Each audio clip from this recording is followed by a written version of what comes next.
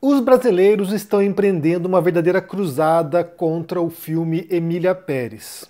Eu vou ler para vocês aqui uma publicação da Mídia Ninja que reflete bem qual é o teor das críticas feitas não apenas por brasileiros, mas também por muita gente a esse filme, para você entender qual é o contexto. Depois quero pensar algumas coisas com vocês sobre esse embate dos brasileiros contra esse filme. Então vamos ler aqui Mídia Ninja dizendo o seguinte, olha: por que pessoas trans e mexicanos rejeitam o filme Emília Pérez como símbolo de representatividade? O filme Emília Pérez, dirigido pelo francês Jacques Audiard e vencedor do Globo de Ouro de melhor filme de comédia musical, tem gerado controvérsias significativas, especialmente entre mexicanos e pessoas trans. Uma das principais críticas é a abordagem considerada estereotipada e superficial de questões de identidade de gênero e cultura mexicana. A trama segue uma líder de cartel que se submete a uma cirurgia de redesignação sexual para escapar das autoridades, explorando temas de transição de gênero. No entanto, conforme um apanhado publicado no jornal El País, críticos apontam que o filme retrata de maneira caricatural e insensível a experiência trans, perpetuando estereótipos prejudiciais. Além disso, a decisão de não filmar no México e a ausência de talentos locais no elenco principal reforça a percepção de desrespeito à cultura mexicana.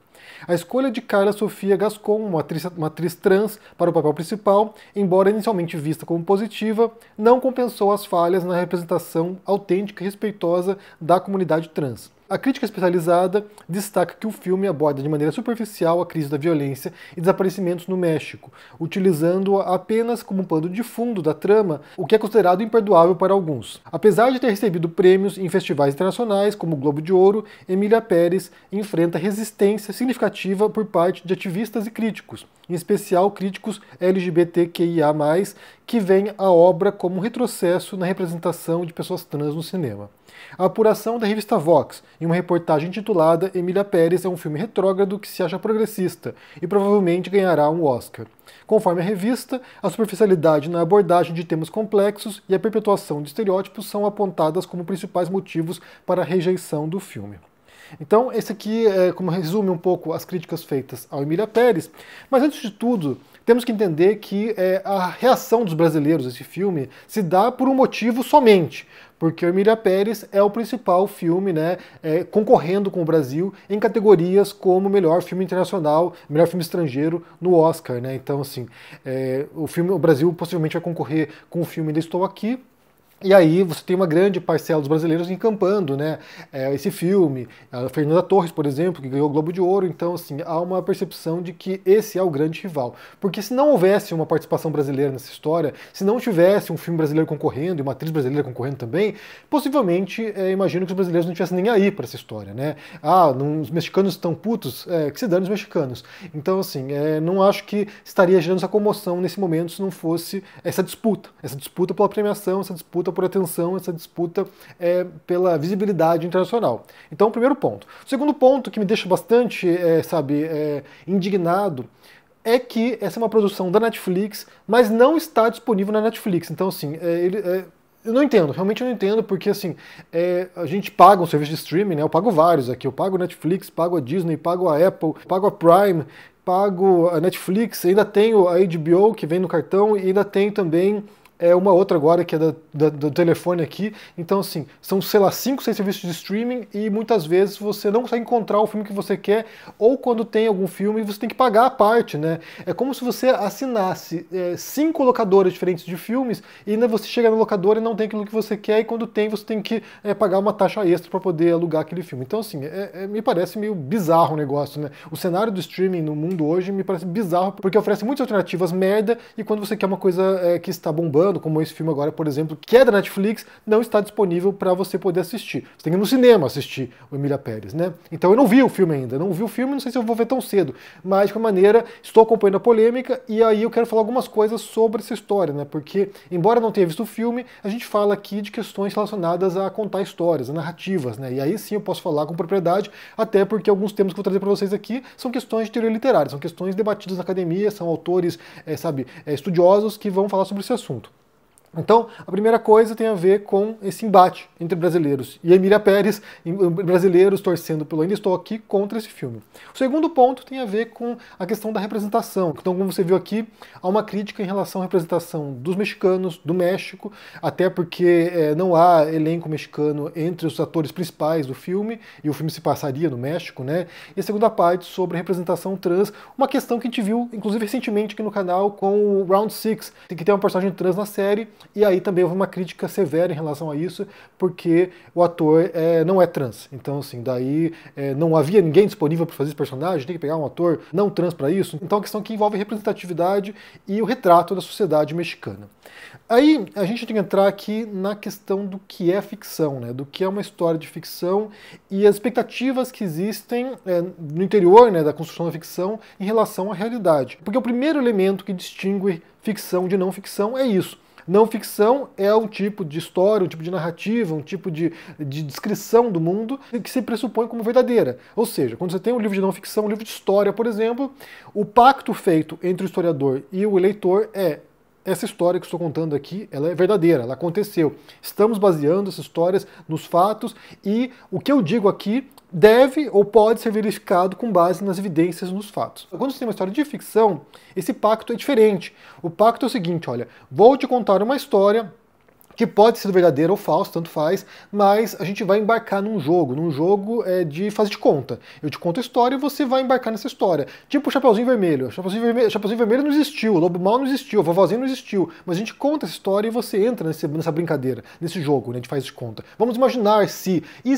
se houvesse uma Chapeuzinho Vermelho andando na floresta e encontrasse o Lobo Mau. Então, histórias de ficção, elas funcionam num plano paralelo, elas não estão no plano da veracidade, elas não estão no plano real. Quando você retrata uma cidade, um país, sei lá, uma figura histórica, inclusive, numa história de ficção, isso aqui é um simulacro da realidade. Ele não é a representação da realidade, ele é uma invenção, é um mundo paralelo. Quando a Rowling escreve Harry Potter e descreve Londres em Harry Potter, essa Londres é uma Londres ficcional, é uma Londres que não está colada no mundo real. Você tem um mundo real aqui, Londres real, e você tem um Londres ficcional que pode ter regras diferentes do mundo real. Quando o Arthur Conan Doyle escreve as histórias de Sherlock Holmes, ele descreve Londres nas histórias de Sherlock Holmes, é uma Londres ficcional. Ela não precisa operar, ou ela não opera pelas regras do mundo real. Do mesmo modo como em outras histórias. Então, assim, quando você tem uma representação do México nesse filme, é um México ficcional. Não precisa ser igual ao México real. Eu tô assistindo agora, né, com meu filho, depois de muito tempo tentando convencê-lo a assistir alguns filmes clássicos, a gente começou a assistir agora alguns filmes da minha infância, né? Então vimos o ET, vimos o Guerra nas Estrelas e agora vimos recentemente Indiana Jones. E aí eu assistindo Indiana Jones, Caçadores da Arca Perdida, gente, eu fiquei pensando, cara, esse filme hoje cairia muito mal, né? Porque a representação que ele faz dos povos islâmicos, por exemplo, dos povos árabes, sério, isso seria extremamente criticado hoje. Porque o mundo do Indiana Jones não é o mundo real. É claro que você tem lá o nome, Egito. Você olha para o mundo real, existe um país chamado Egito, com pessoas egípcias, mas o Indiana Jones não habita nesse mundo, ele habita no mundo de ficção. O Indiana Jones não existe, ele nunca existiu.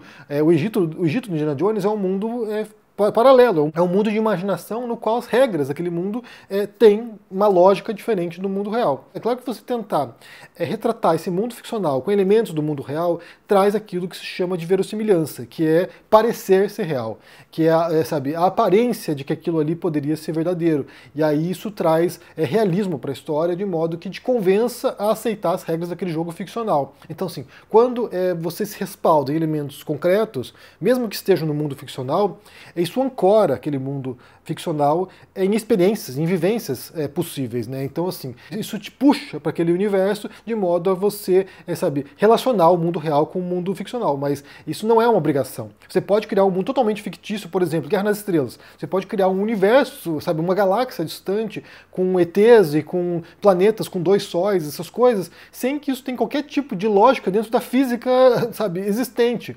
E ainda assim, as naves, né, voando e fazendo barulho no espaço, né, essas coisas, os lasers, essas coisas, tipo, não precisa ter coerência com o mundo real e nem com as leis da física como a gente entende. Tendo dito isso, embora a gente entenda que esse mundo ficcional ele tem regras próprias e ele não é o mundo real, é claro que a gente pode sim questionar o tipo de representação feita nesse universo ficcional, porque isso também cria, né, estereótipos, isso também reproduz estereótipos, reproduz preconceitos. Por exemplo, tem o autor que é o Lovecraft, que é um autor de terror, que os textos dele eram muito racistas.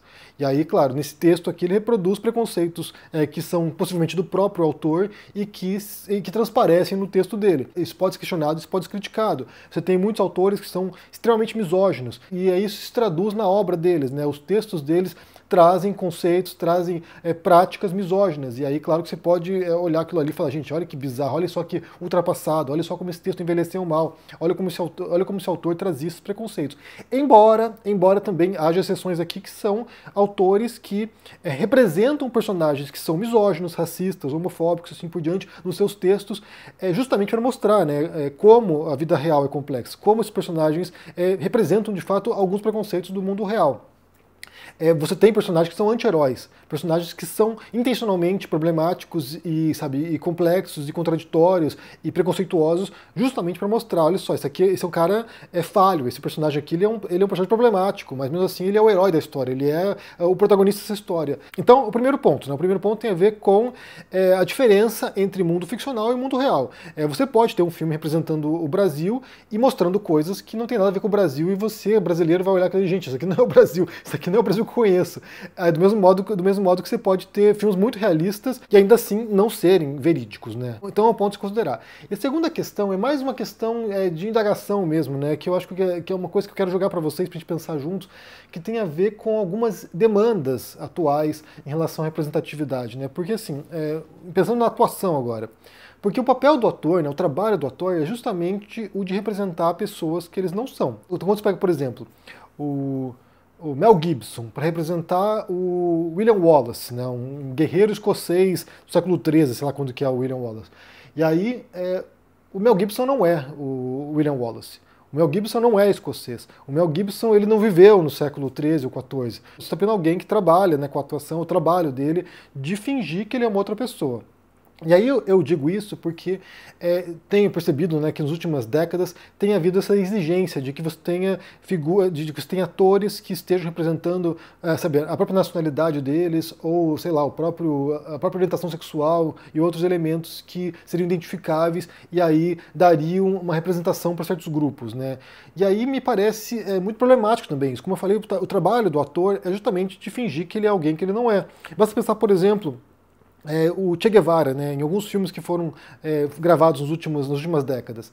Num deles, que foi do Walter Salles, inclusive, que foi Diário de Motocicleta, o ator que interpretava o Che Guevara é um ator mexicano, que é o Gael García Bernal. Então, assim, um ator mexicano, o Che Guevara era argentino, né, um ator mexicano que interpreta um personagem argentino, tipo... Qual o problema? Se ele for um bom ator, se ele conseguir, sabe, adentrar o personagem e trazer verossimilhança para esse personagem, qual o problema de ser de outra nacionalidade? Ou, por exemplo, em outro filme, né, que foi do Soderbergh, se não me engano, que foi o Che, que o ator era o Benício Del Toro, que é um porto-riquenho, né? Porto-riquenho interpretando o Che Guevara, que era argentino. E qual o problema? Se a atuação foi boa, se sabe, ele desempenhou bem o papel, se ele cumpriu aquilo que se esperava dele, qual é o problema exatamente? Eu não consigo entender.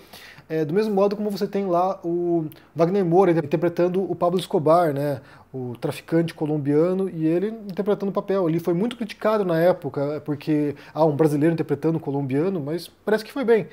Eu assisti a primeira temporada, então, ok. Então esse tipo de crítica, embora ela proceda em certo nível, me parece que acaba errando também o alvo na medida em que você tem pessoas interpretando, sabe, personagens de períodos históricos distintos dos nossos, de nacionalidades diferentes também, né? Você tem lá Elizabeth Taylor interpretando a Cleópatra, por exemplo, né?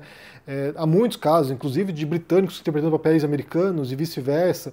Então, assim, aí a gente tem que pensar em como isso não está restringindo o que é o trabalho do ator. É claro que a gente quer ver a representação mais fiel de uma certa cultura, de uma certa nacionalidade. A gente gostaria de que essas vozes fossem ouvidas também e de que diretores desses países pudessem produzir obras nesses países com elenco desse país, mostrando, sabe, de maneira mais fiel a realidade desses países, mas não sei até que ponto que isso não acabaria delimitando o que é o fazer artístico, né? Como a gente falou muitas vezes aqui, você escrever um texto ou você atuar, trata-se muitas vezes de se pôr no papel de personagens que você não é.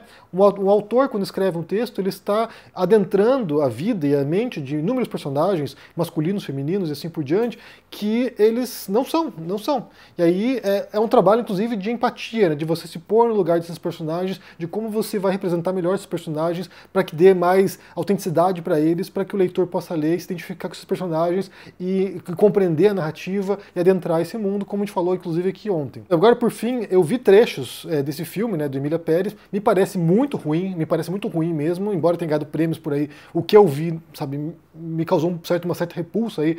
As músicas, né, são péssimas, as músicas são horrorosas do filme, então assim, não sei, tem que assistir para poder entender como funciona, como opera esse filme e se ele é bem montado, como ele funciona. Mas a impressão inicial não foi positiva, não. De qualquer maneira, nessa disputa aí, estou torcendo para o Brasil, né? Eu quero que ganhe lá, eu ainda estou aqui, estou torcendo para Fernanda Torres, né, caso seja indicada para o Oscar, então assim, tirar uma torcida aqui, mas como eu falei, eu entendo que essa briga agora entre brasileiros e Emília Pérez é mais uma questão da participação e da concorrência com o Brasil nessa premiação do que qualquer outro elemento. É claro que há essas críticas, né, que estão surgindo de mexicanos, da comunidade trans, então assim, entendo essas críticas, mas ao mesmo tempo a gente pode deixar em aberto aqui essa questão para tentar entender como representar isso sem que isso vá, ao mesmo tempo, cerceando a liberdade criativa e artística de atores e de escritores e de, sei lá, de quem concebe, né, essas histórias. Como é que você entende isso? Eu quero ouvir de vocês também, como é que você tenta sair dessa sinuca de bico aqui, né? Deixa aqui embaixo no comentário, deixa o joinha, se inscreva no canal aqui, ativando o sininho, isso é muito importante para ajudar aqui no engajamento.